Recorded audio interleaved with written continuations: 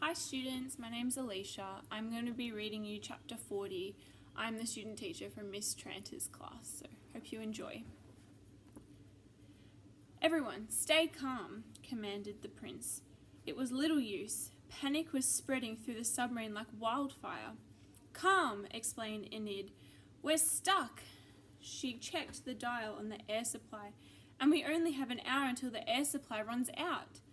Please just stay calm, implored Alfred. You already said that. It was all my stupid idea, said Mite.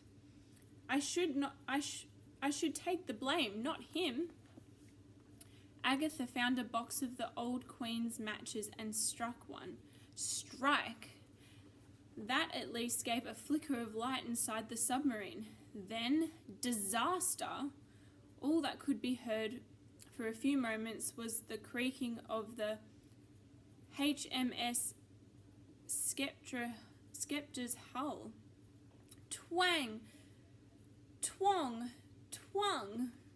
It sounded like the ancient submarine was going to snap in two. Ugh, no, help! Screams ran through the gloom. Oh, Mama, I've failed, sniffed Alfred. The Queen reached out in the darkness for her son. Don't say that, she replied, gripping his hand tight. This isn't over yet. There might be a way out of the submarine. I am so sorry, said Mite. Over here, ordered Enid. Agatha brought the flickering flame to the ladder, and Enid scaled it, holding a hammer. After a good deal of banging and bashing, clunk, clink, clank, she came back down the ladder and turned to the Queen.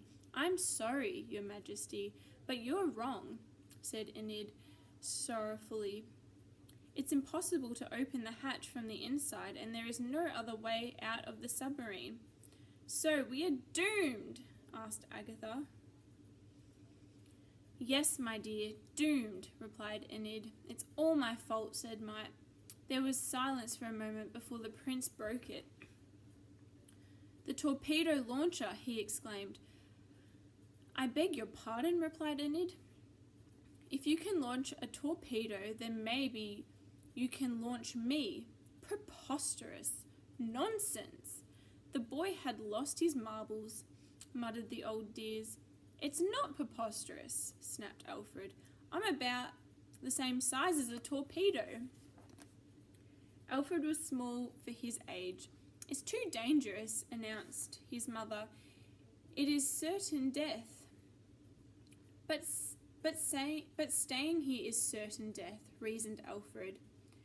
Being shot out of a cannon is an even more certain death, remarked Enid. How can it be even more certain? Asked the boy. This rather stumped Enid, who shut up. Agatha took him. Forgive me, I think what my fellow lady-in-waiting meant was that being shot out of a torpedo tube is a faster way to die. But, and this is a big but, if you survived it, there is a chance you could open the hatch from the outside.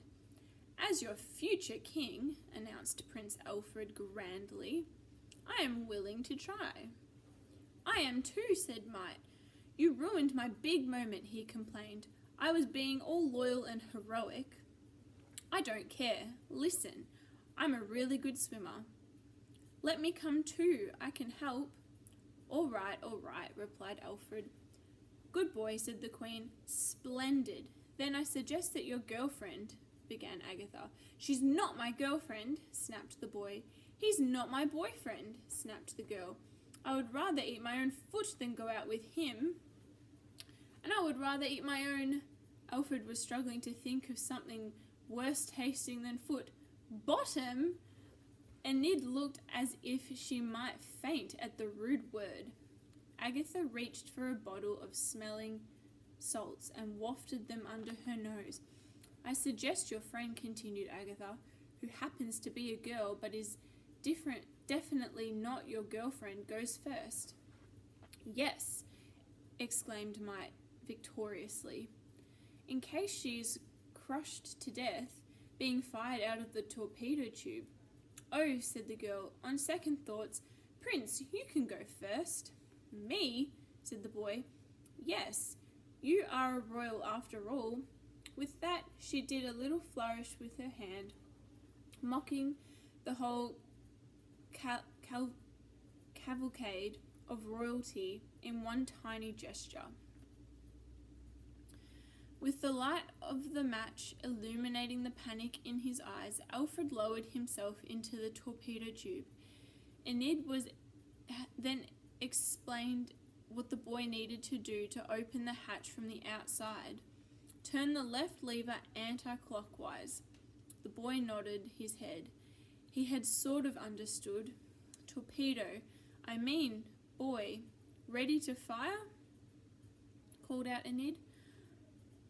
"I love you forever, Lionheart," whispered the Queen. "I love you forever, Mama." Fire at will. Boom! Whoosh! Alfred was blasted out of the submarine.